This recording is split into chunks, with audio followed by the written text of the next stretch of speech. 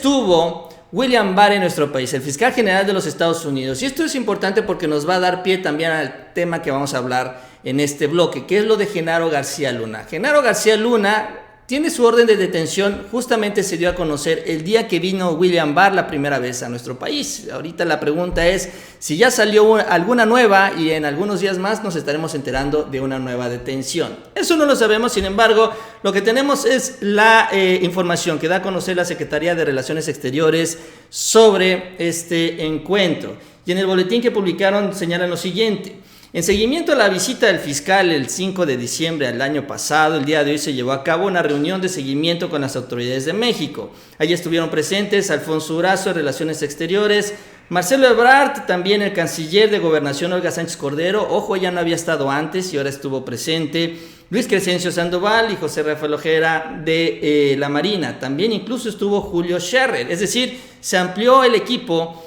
que presenta México en este marco de diálogo. Por su parte, William Barr llegó acompañado de Christopher Landau, el subprocurador Bruce Schwartz y el ministro consejero de la embajada John Creamer. Y bueno, lo que acordaron es que iban a seguir fortaleciendo el operativo Frozen, sobre todo para el intercambio de información y el bloqueo de tráfico de dinero, de artefactos y de sustancias en la frontera entre ambos países, sobre todo utilizando medios tecnológicos no intrusivos en puntos clave de la frontera, en tierra, mar, puertos y aeropuertos, atendiendo justamente esta problemática con un giro transnacional. Entonces realmente no se conocen muchos detalles, no se dio mucha información, no sé si se alcanzaron más acuerdos o no. Y evidentemente es un capítulo más de lo que está ocurriendo en este trabajo conjunto entre ambos países, en donde dicen en Estados Unidos ahora sí se van a poner las pilas, aunque eso todavía está por verse. Pero les decía yo, esto también nos da entrada al caso de Genaro García Luna, porque mientras se daba esta reunión tenemos más noticias justamente del exsecretario de Seguridad Pública. Hoy sale publicada una columna, un texto en el Heraldo de México de Alfredo González Castro. Él refiere que habló directamente con los abogados de Genaro García Luna y le comparten información interesante. Dice, la estrategia de su defensa es clara, así señala, declararse inocente. A eso es lo que va a buscar Genaro García Luna. No va a admitir culpabilidad, va a declararse inocente y responder a todas las acusaciones en su contra una por una, allá en los Estados Unidos. La continuación de su columna refiere todo lo que ocurrió, todo este episodio en donde se da a conocer este formato que firmaron ambas instancias, ambos lados, el acusado y el gobierno, sobre todo para pedirle al juez e informarle que se está buscando una negociación. Sin embargo, señala ya en la parte importante lo siguiente: fuentes allegadas al exsecretario de Estado me confirman que efectivamente se mantendrá en lo dicho, se declarará inocente, lo cual esto daría pie o se entendería que habría un juicio público en donde tendríamos testimonios, donde saldrían los nombres. Esto es muy importante porque en el aspecto mediático esto es lo que necesita Trump, que los nombres de los exfuncionarios mexicanos y de los Estados Unidos salgan a relucir en los medios. Si se mantienen ocultos, de nada le va a servir, pero esa es también parte de la negociación, porque algunos nombres saldrán y otros nombres se quedarán guardados. Sin embargo, es lo que anticipan los abogados. Dicen, se declarará inocente. Señalan que fueron las autoridades de aquel país las que les propusieron a Genaro García Luna recurrir a este recurso del acuerdo, el plea bargain, para reducir la pena, que en caso de resultar culpable, pero no hay nada formal al respecto.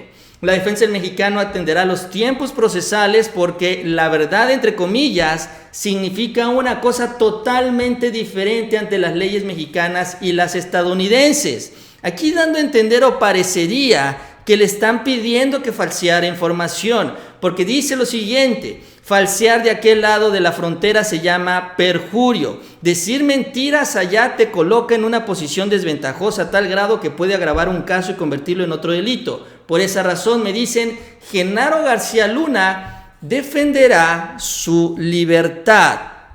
Entonces aquí lo que se entiende es que justamente se dará el juicio. Alguien le está pidiendo que sume algunas declaraciones o que termine de embarrar a tal o cual persona, a lo cual también Genaro García Luna parece ser que no lo quiere hacer, o tal vez esté buscando una mejor negociación, una disminución mayor a su acuerdo, pero el mensaje que envía es ese. Todavía no hay un acuerdo, todavía no hay una negociación, todavía no se puede hablar de la posibilidad de que se cancele el juicio. El acuerdo que se dio a conocer hace algunos días entre ambas instancias, entre ambas partes, es que le pedían al juez que no tomaran en cuenta estos tiempos procesales, es decir, que el 21 de enero, cuando tanto la defensa como la parte acusadora tenían que presentar más evidencias, no se iba a hacer. Le pedían al juez que les permitieran que en lugar de dedicarse a seguir el tiempo procesal, les permitiera dedicarse a negociar. Aunque parece ser que Genaro García Luna dice que no quiere irse por ese camino. Eso es lo que trasciende